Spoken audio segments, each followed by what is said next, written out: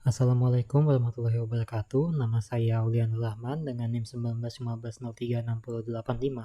Pada video presentasi ini, kelompok kami akan menjabarkan hasil telaah dari jurnal dengan topik manajemen risiko TI yang berjudul Analisis Manajemen Risiko Teknologi Informasi pada website Evoco menggunakan ISO 31000. Permasalahan dan risiko. Sistem error di mana petugas loket maupun admin tidak dapat melakukan login sebagai akses masuk terhadap website. Ketika sistem tidak bisa diakses, maka akan dilakukan proses transaksi secara manual. Transaksi secara manual memperlambat dalam proses perhitungan dan pelaporan data. Pada form transaksi terdapat tombol pilihan jenis tiket masuk yang ketika diklik akan memunculkan semua jenis tiket di seluruh wisata. Jenis tiket yang muncul tidak dikelompokkan sesuai lokasi tertentu, sedangkan setiap lokasi wisata yang satu dengan yang lainnya mempunyai jenis tiket yang berbeda. Pada form laporan, perolehan sering terjadi overloading. Pada saat tombol pelaporan diklik, proses untuk menampilkan data perolehan loading sangat lama. Bahkan sering terjadinya gagal akses yang menyebabkan terhambatnya proses download perekapan data hasil perolehan. Mesin Android yang merupakan mesin pencetak tiket yang terhubung melalui teknologi Bluetooth yang biasanya sering putus tiba-tiba yang membuat petugas harus menghubungkan ulang dan mengulangi proses transaksi.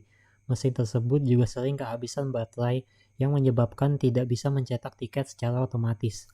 Belum melakukan upgrade server hosting pada level bisnis yang menyebabkan seringnya terjadi level server down dan website tidak dapat berjalan atau diakses. Risiko. Perusahaan Evoco diperoleh dari pihak ketiga, dan sampai saat ini perusahaan belum dapat mengatasi permasalahan yang ada. Risiko yang muncul dapat mengganggu, bahkan melumpuhkan aktivitas di dalam sistem, sehingga sistem tidak dapat berjalan secara optimal dan mengganggu proses bisnis perusahaan. Solusi permasalahan. Metode yang dipilih yaitu ISO 31000 yang dapat digunakan untuk organisasi, perusahaan publik, perusahaan swasta, organisasi nirlaba, kelompok, ataupun perorangan. Standar ini digunakan selama masa hidup organisasi.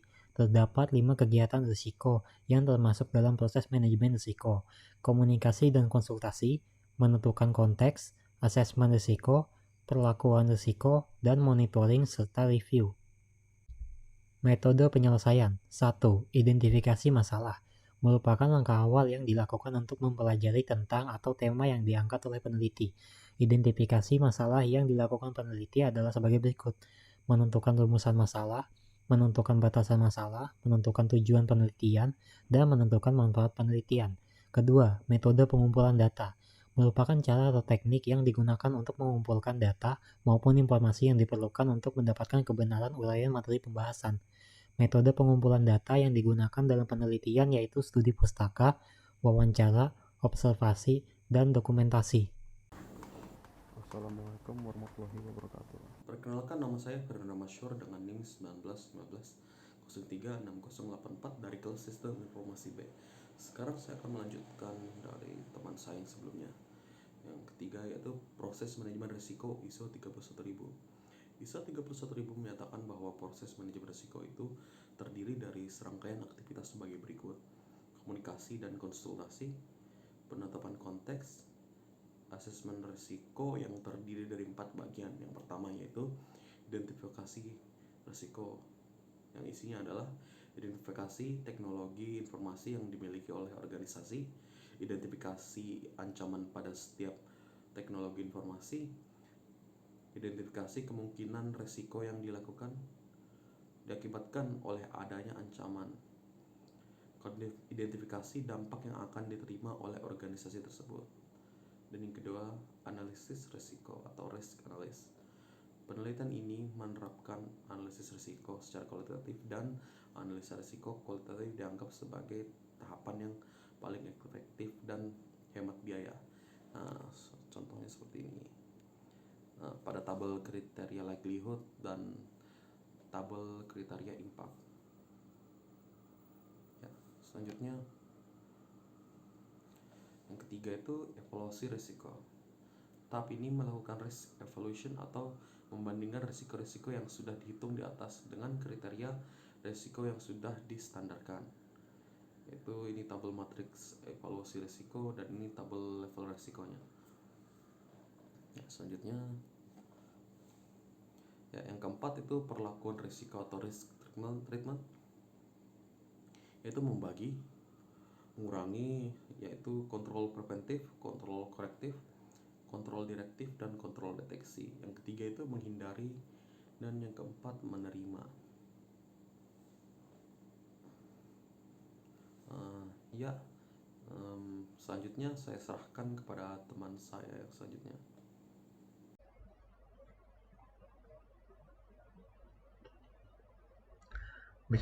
Bismillahirrahmanirrahim. Assalamualaikum warahmatullahi wabarakatuh.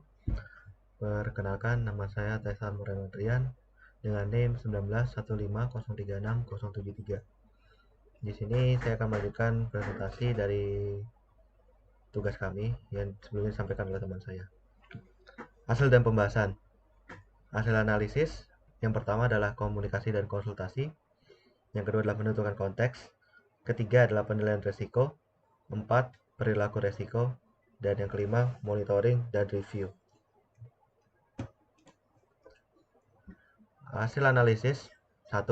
Komunikasi dan konsultasi.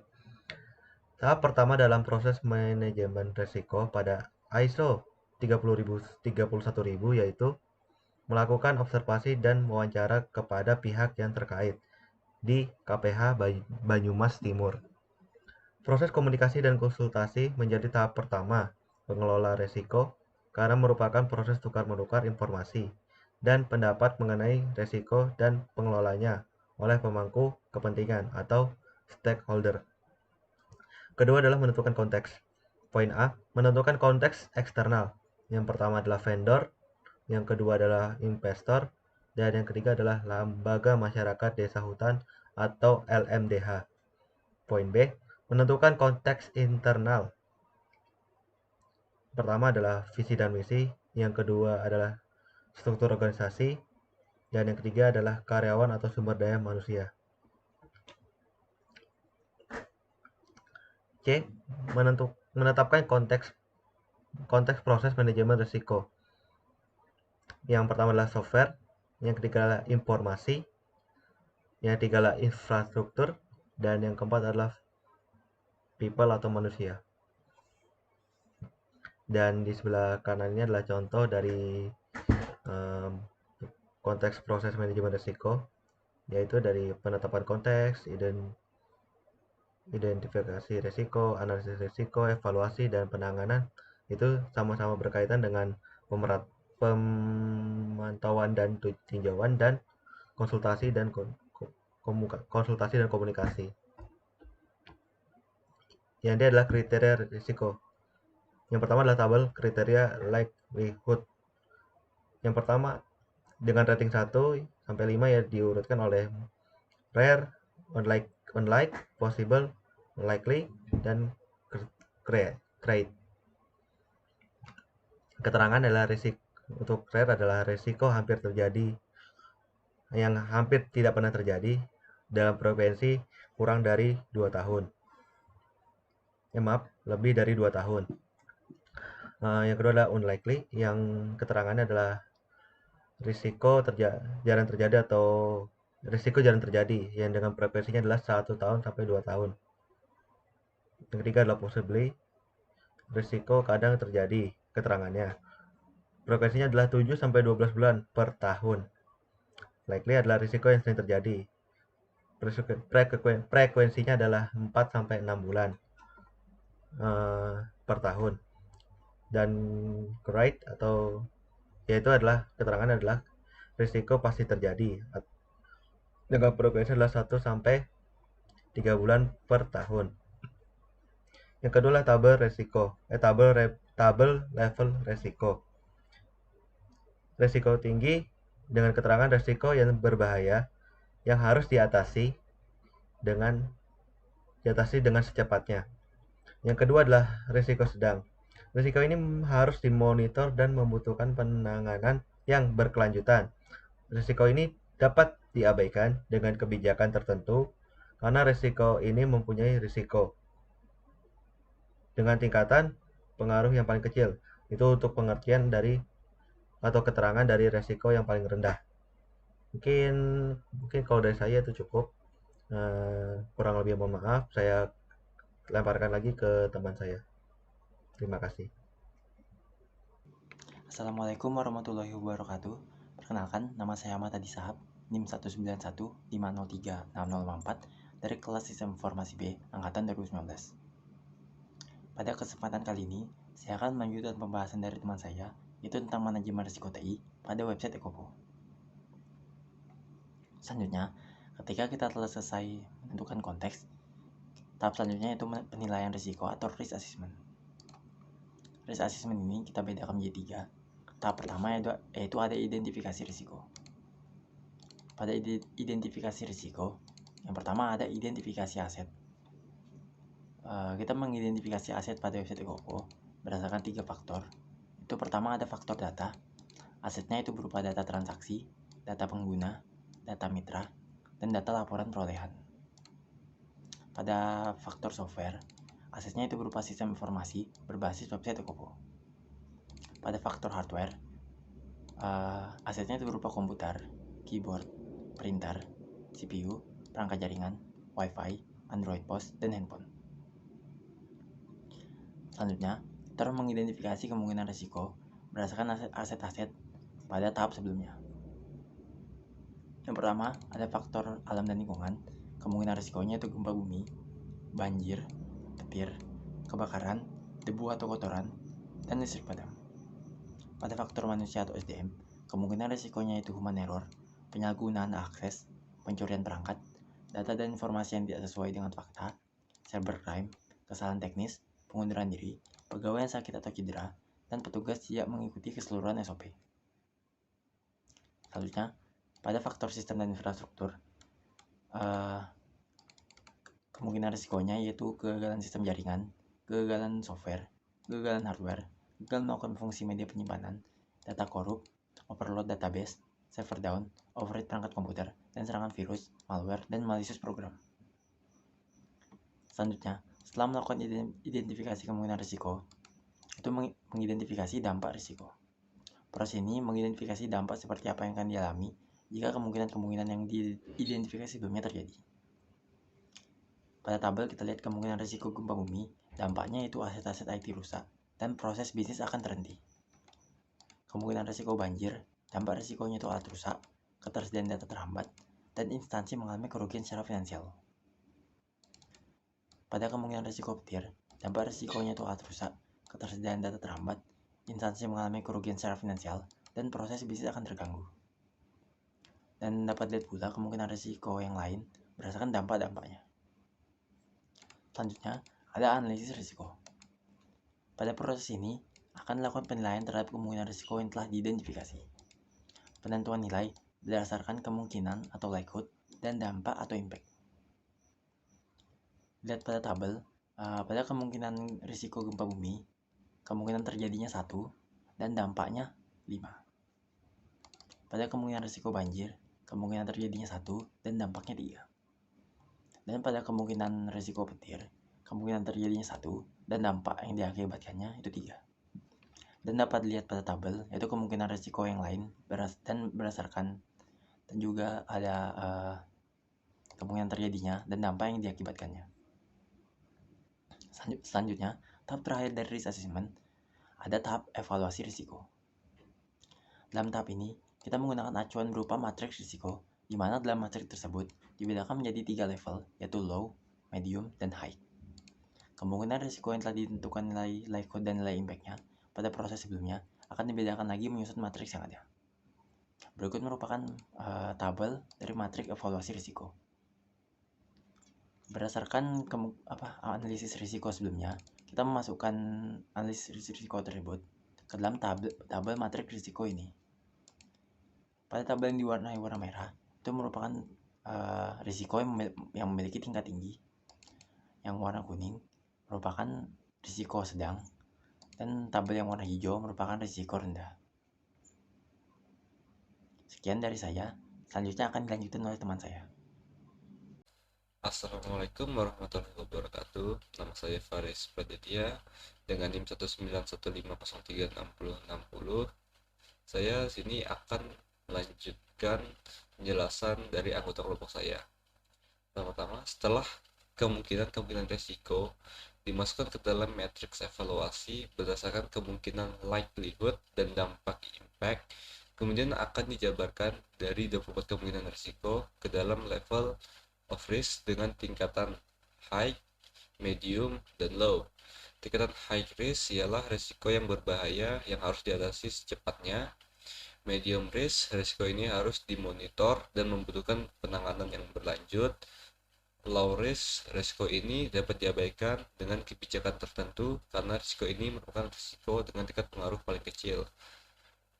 Kemudian di tabelnya selanjutnya ada tabel kemungkinan risiko. Pertama ada 3 high level risk, yaitu kegagalan sistem jaringan, overload database, server down.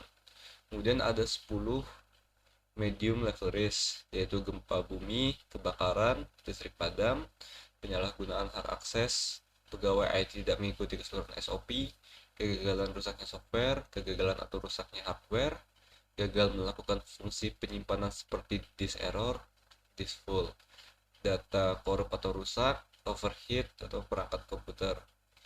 Kemudian ada 11 low risk, yaitu banjir, petir, debu atau kotoran, human error, pencurian perangkat, cybercrime, kesalahan teknis, pengunduran diri, pegawai yang sakit atau cedera meninggal, serangan virus, malware, dan malicious program. Kemudian ada perlakuan risiko. Setelah melakukan tahap identifikasi risiko, langkah selanjutnya yaitu perilaku risiko.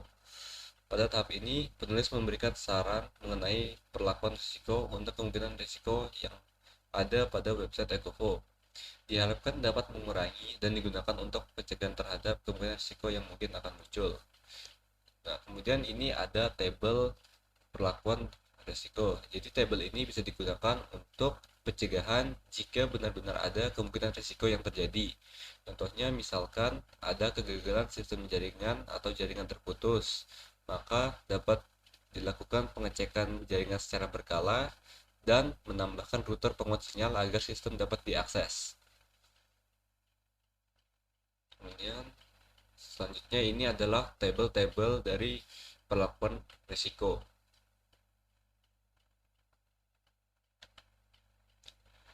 Kemudian ada monitoring dan review.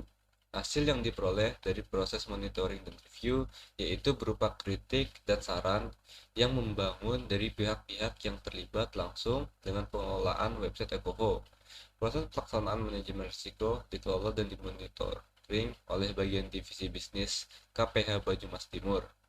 Seluruh proses kegiatan dilakukan oleh para pihak yang terlibat, yaitu kepala, pimpinan divisi, dan karyawan, serta semua pihak lain terkait baik internal maupun eksternal perusahaan. Semua pihak yang terkait.